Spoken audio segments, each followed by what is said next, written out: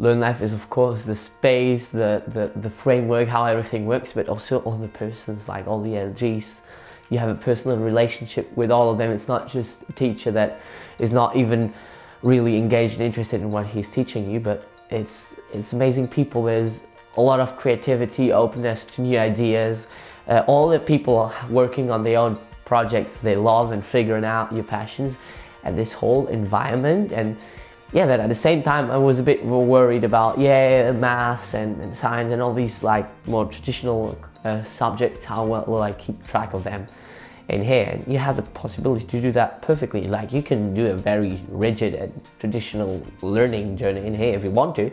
There's all the freedom, and you can combine different methods and just this overall flexibility and this space, and everybody is just positive and nice and open to new ideas, and they're not like, no, this is not possible, it doesn't exist, this thing.